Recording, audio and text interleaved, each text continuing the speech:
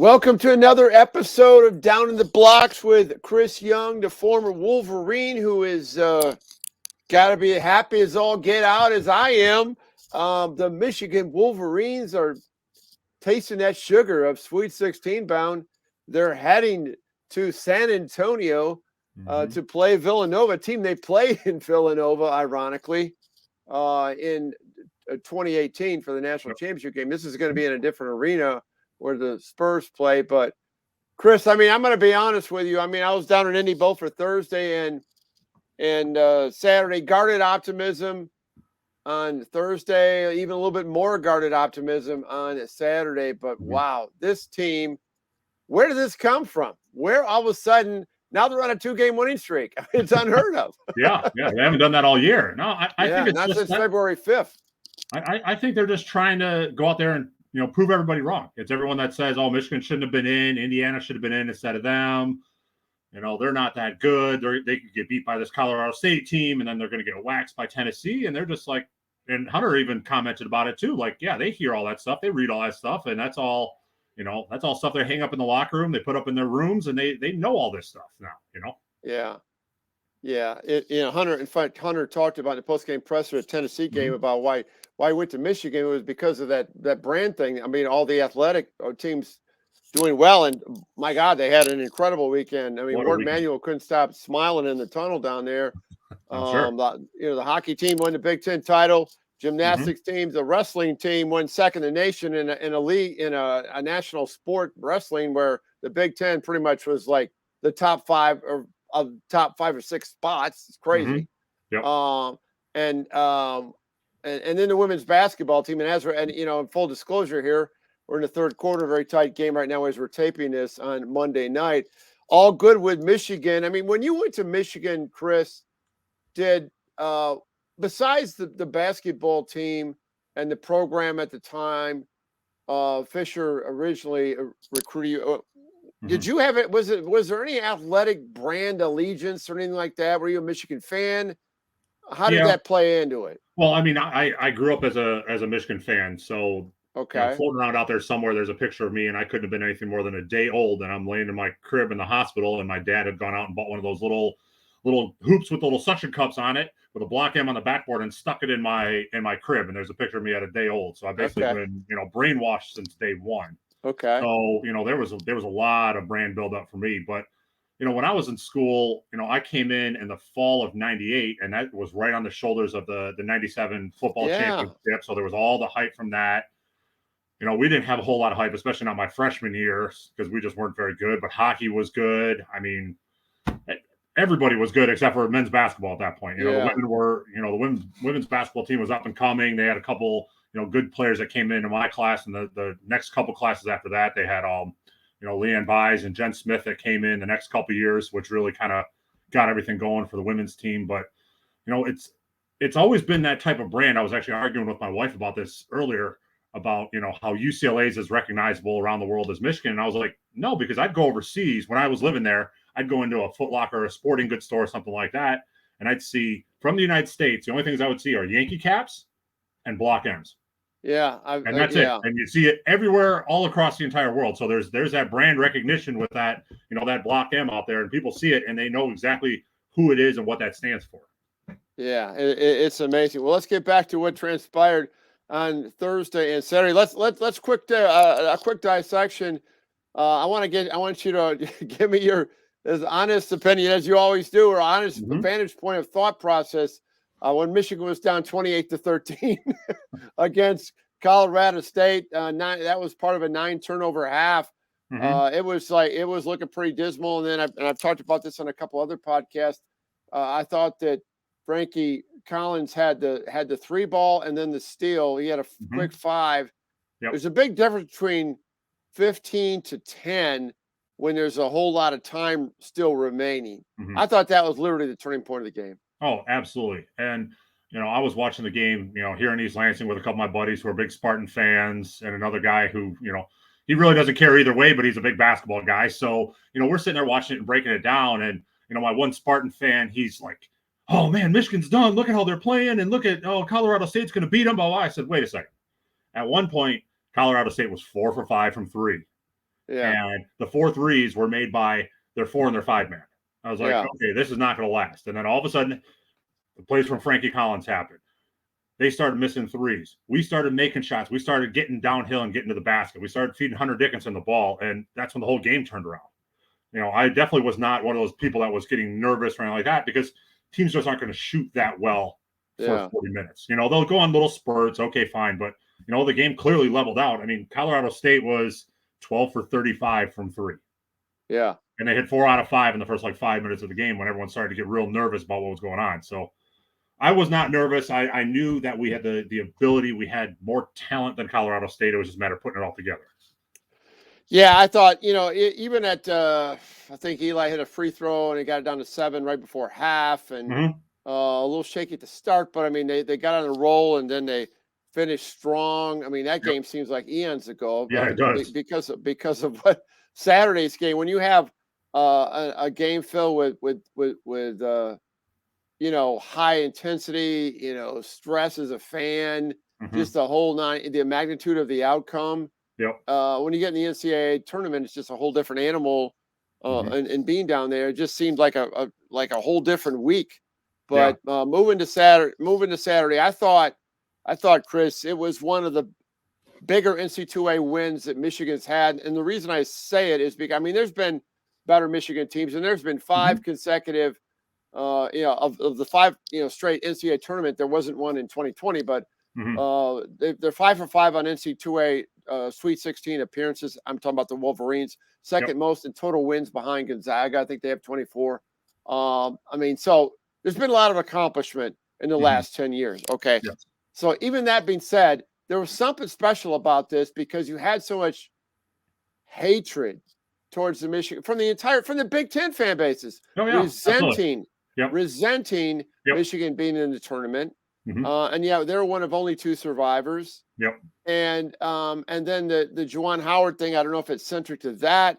The Fab Five comes back. It's just drama. I mean, C. Webb was there, Ray Jackson, Mark Hughes, Jalen was there on Thursday. It was just with Michigan, there's just seemingly drama that ties into it, whether it be good or bad. I don't know what it is about it. It's polarizing drama with Michigan. Yeah, absolutely. And I know a lot of that came from the Michigan State fan base, not to just really single them out, but you heard a lot of it because, Michigan State, all due respect, they got a really bad draw. They had to play, Foster Lawyer and the whole thing with him transferring, and then you have to play Duke and Coach K's farewell season and stuff like that. And they looked at our, where we got seeded, and they're like, oh yeah, Colorado State, they should beat them. And Tennessee's good, but it's not Duke. Michigan kind of got it a little easier than we did. So there was I don't agree with that. There was a lot of national attention going around like that, they got Michigan got an easier seeding than what State got and what a lot of the other Big Ten teams got. But looking at it from a Michigan fan and analyzing what Michigan's done all year, I mean, this was a daunting task. I mean, this was a very, very good Tennessee team that, they didn't really shoot the ball incredibly well, but they're long, they're athletic, they can rebound. And we ended the game with 15 turnovers. How we had 15 turnovers and still won this game is... We had 9 at halftime. Yeah. I think, and I asked this question to T. Will after the game about the fact, what was the game plan? It's like I never ask a question I don't know the answer to. But I mean, what the game plan was, the 3. I mean, they had 14 threes. I'm talking about Tennessee against Longwood. They have a lot of threes. Yeah. Kennedy Chandler's just not as much, and a lot of those guys can hit. They all can hit threes. They all can. Yep. So they were 2 for 18 from beyond the arc, and that was he agreed that was the game plan. Run them off the arc. And I'm going to go back to this Duke thing because I think Tennessee's better than Duke myself. I mean, I thought Duke was really good down the stretch. But they're not as deep as Tennessee. No, definitely not. And they're not as physically imposed, So for Michigan, they got to Indy. This was all, when people say what they say, this was all created rhetoric that is frustration based. Oh yeah, absolutely. Because they hate Michigan. The whole Big Ten hates Michigan. Yeah. When they announced Juwan Howard's, the Tennessee fans who have not had any prior experience with Juwan Howard nor Mhm. Michigan basketball in recent years. I mean, Yep. Michigan's had their number a couple times, but my point is this: they booed like it was in Columbus, Ohio, or in East Lansing. Yep. Just booed Juwan Howard's name Mhm. more than the players. I Yeah. mean, and Yeah. that incident in Madison. Think of what, from that vantage point, what we were talking about. We were concerned about the reputation of the program. Mhm. We were hoping that Juwan would get suspended for the regular season, but back in the Big Ten tournament, and that's Mhm. exactly what happened. Yeah. It came out. Think of where we are now, Chris, to where we were back at that fateful Sunday afternoon Yeah. in Madison. Well, and think about this too. As bad as that situation was in Madison, because it was ugly. It was not a good look for Juwan or for the program or for anything. Then think about all the images that have come out after the game on Saturday, where the player from Tennessee, and I keep forgetting what the kid's Kennedy name Chandler, who played is. with That Chad Juwan Howard. is hugging him like it's his own player, like it's his kid, and you can see Juwan's getting emotional with the kid. I mean, that's Juwan. It's one way or the other. Like, he's got emotion. Like, that's just how he is, and he wears it on his sleeve. And not that what happened after the Tennessee game with him consoling the other team, the other player and all that takes away from what happened in Madison. But I think that gives everybody nationally a better idea of who this guy really is. I mean, he's Juwan. That's really who he is. And then him jumping around with Jalen on Thursday and hugging him, and then jumping around with Ray and Weber, after the game also, and just. That's him. He's a very emotional. He's a very passionate guy. So, for Tennessee fans to boo him, okay, fine. But now, how do you not respect him again? Yeah, and it still might take a while. And Juwan, is still. I'm probably going to have to still learn from this. Like 2 years from now, an incident comes up. He's got to be. He's got to be stoic in those situations and not. I mean, everybody gets upset. I mean, it's just how you handle it, and you can't do what you did, and I think he's obviously learned that. And I thought Michigan was incredibly poised down the stretch in this Tennessee game. I can't keep talking. I taped I've been watching it like 2.5 times now at different parts. I mean, going back different segments that I wanted to see, especially Eli's runner on that baby hook, floating hook. Yeah. That not off the glass like without going off the glass like Xavier. Yep. I mean, you have to be. I've never a hook shot from the side of the basket over the rim. Yeah. No one even does that. No one does. I mean, it's usually the glass. It's such a low percentage shot for most people that don't work on it. It's not one of those things that guys work on because it's not something they want in their repertoire. But he pulled it out, and I don't know if it's from playing with Simpson and seeing him do it and kind of working on it a little bit, just kind of screwing around playing horse after practice. But I mean, he shot that thing with 100% confidence, and literally as he left his hand, I'm jumping up like, "Oh, that's good!" I'm celebrating because I knew it was going in. That was a 4-point lead. That was about the 2-minute mark. That was huge. And then when they were down 60-54 in that juncture, 4 or 5 minutes when T. Will had those back-to-back putbacks. There he is. Yep. And that's just reading, knowing the offense, knowing where the ball's going to be shot, knowing where the balls could be going if it's misfired. Yep. I mean, that's just muscle memory, right?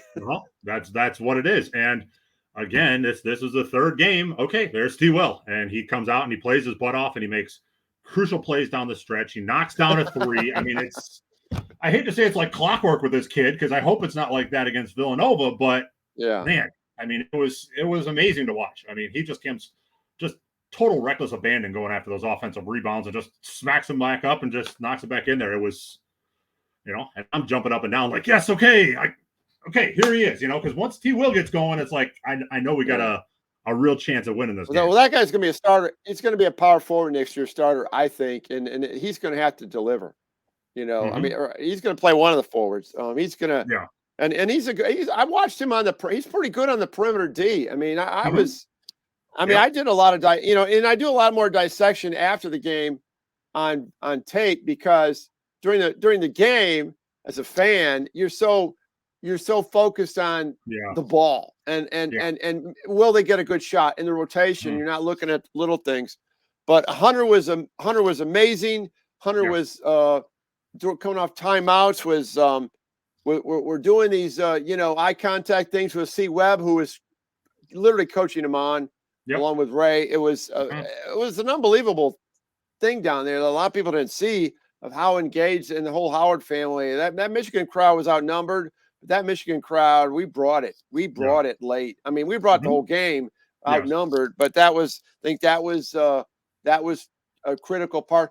Going down on Thursday, I said a couple buddies, I said, you know what, Caleb's got to hit 3 threes, and we're going to win this game. Well, he hit 3 threes. Yep. I didn't say anything about Caleb on Saturday. Okay, so I can blame you then. Okay. No, but my point is this. I didn't say anything, but I mean, if you had asked me, Caleb Houston was going to be shut out in this game, I would have said we had no shot. Yeah, no shot. But that's just guys coming in and doing the job. Names we mentioned. That's exactly right. I would have thought, you told me before the game, Hunter's going to have, almost 30, and then Eli Brooks is going to have, 20 plus, and Caleb Houston's going to have a donut. Oh, we're losing by 10 to 15 for sure. Yeah. Because, Diabate is going to do his thing, and, he stepped up, and then Terrence Williams stepped up. We got a little bit from Frankie coming off the bench, just enough, and it just, that's what it took. Well, Frankie was terrific on Thursday. He was solid. Yep. I mean, and Devontae was, status, he had to go back in the locker room. Mm-hmm. He got, friendly fire. I think he hit Diabate. Yeah, he did. And so the latest word, I think he's going to give it a go. Maybe he only gives Michigan 15 minutes, but this whole thing, this involvement with Frankie Collins, which is obviously building to the future, is huge. Yes. I mean, I'm already excited about next year's team. I'm still embracing this year's team because they're still in the hunt. There are only 2 of Big Ten teams in the Sweet 16. But I want to ask about Villanova. I know you watched the tournament, and you're one of the most savvy basketball guys I know as far as assessing the opposition and what they can do to hurt Michigan. What's Villanova going to do to hurt Michigan? Well, I mean, the one thing they're going to try and do is they're going to try and throw all those big bodies that they've got at Hunter Dickinson and try and keep him off his left hand and try and not let him get cooking. They've got a couple guys that can shoot pretty well, so they're going to try and, come out there and start bombing. And so just like we did against Tennessee, we have to run them off the 3-point line. They're going to try and push the tempo, knowing that we don't go very deep, and they can go 7, 8, maybe 9 deep. So there's a lot of little things that they're going to try and do, and they're going to watch this Tennessee tape. They're probably going to watch it 10 times over the course of the next couple of days to try and figure out what the nuances are that Tennessee didn't do, because I think Tennessee and Villanova are fairly similar teams. They're kind of similar in the way that they're put together and their way that their style of play. So I think, their coach will have them ready. They're going to shoot some threes. They're going to, do their best to keep the ball out of Hunter Dickinson's hands. And I think they're really going to try and pressure Eli Brooks and not let him get going. Because if they let Eli get going again, then it's tough sledding. It's tough sledding for anybody that's playing against Michigan when we get 2 to 3 guys that are really cooking. What do you think of Jay Wright as a coach? Oh, I love Jay Wright. I have lots and lots of respect for Jay Wright. He's the type of coach where you never, and he's been a head coach since I was in school at different places. You never hear anything negative about him. Yeah. His players graduate. You never hear about, there was a fight at practice, or there was, this guy got in trouble, or this guy's leaving the program. Everybody graduates. Everybody plays hard. Like, I have a lot of respect for what he does. Right. Do you think Michigan's going to win this game? After the way they played against Tennessee, absolutely they can win this game. But it's going to take that. Do you think they will win this game? It's going to take the same type of effort. If they come out with the same type of effort and the same type of just being dialed into the game, yeah, they're going to win the game. If they come out the way they came out against Colorado State or against Indiana in the Big Ten tournament, they can get run out of the building. If they turn the ball over, if they commit double digits, because this is a very fundamental. Gillespie is a great player. He came back from that horrible injury. If they limit the turnover, if they could be in that 6-7 turnover range, oh yeah, they could win the game. Yeah. Oh, absolutely. It's just a matter of how they're going to come in and how focused they're going to be. If they're going to have sloppy turnovers, because you're going to have a couple turnovers. That's just how the game is. But if you can eliminate the stupid turnovers, there was a couple in the game against Tennessee where Hunter Dickinson's got the ball inside and he's trying to throw a wraparound pass around his man to Musa. And Musa's like, dude, we haven't done that all year. Like, where the hell's that coming from? Like, stay with what you've been doing. Like, don't try and do too much. Like, and take care of the damn ball. Okay. If we have 15 turnovers against Nova, there's no way we're winning that game. Okay. See, I think Moussa Diabate, I mean, is the guy. I mean, that, we always call that X factor thing, which is cliche, but I mean, he's the guy. I mean, he had a couple of big free throws in this game, a couple big boards in this game. Yep. He had a couple block shots. He does a variety of things. And they come in waves. Yes, they come in different facets. What do you expect out of him, Moussa Diabate, against that Villanova lineup relative to what you're talking about of what they're going to do to Hunter? What does that open the door opportunity wise for Moussa? I'm really excited to see what he's going to be like. You could tell, like you said, against Tennessee, it really came in waves, and I think there was a little bit of fatigue there because of just playing, 48 hours before and playing heavy minutes 48 hours before. Now he's got a bunch of days to rest. I expect him to be very, very active, and for him to be basically on cleanup duty. Anything that's coming off the rim, he's got to go get on the offensive side. On the defensive side, he's got to clear every rebound. He's got to block every shot that comes in the paint. I mean, they only credit him against Tennessee with 3 block shots. He probably changed 7 or 8 shots. He did alter. I noticed that. I mean, he really did. And, you block 1 or 2 shots, then the guys are thinking about you in the back of their head, too. They're going to the basket like, oh, man, that big dude's down there. Like, I gotta just do something a little different. So, he had a lot of impact in the game that way. So it's going to be scoring inside. When he gets the ball around the rim, he's got to finish it. He's got to make his free throws because he's going to get fouled because he's so active. And he's got to take care of the ball, and he cannot get in foul trouble. If he gets in foul trouble, then we've got a big issue. I looked at, and trust me, I'm not getting ahead of myself, too, if they do win the game. I mean, it's still 1 game at a time. But I watched Arizona and TCU. I watched Arizona in their Friday game. And I know what Arizona did to Michigan down there in Vegas at that tournament. But I fear Villanova more than I think if they than Arizona or even Houston. I mean, I think if they get by Villanova, they could win that Saturday game and they could get to the Final Four. And that's why I'm glad it's lined up like that, Chris. When you just referenced rest. I think Michigan's going to need the rest for Villanova, mentally restful because of the discipline that Villanova is going to bring to the game, which is the required discipline that's going to have to come out of Michigan. Yeah, and it's rest, it's mental rest from all the emotion of winning that game against Tennessee, which aside from a handful of fans and the guys in that locker room, everybody else around the country didn't think we had a chance to win that game. Right. So it's the emotion of that also.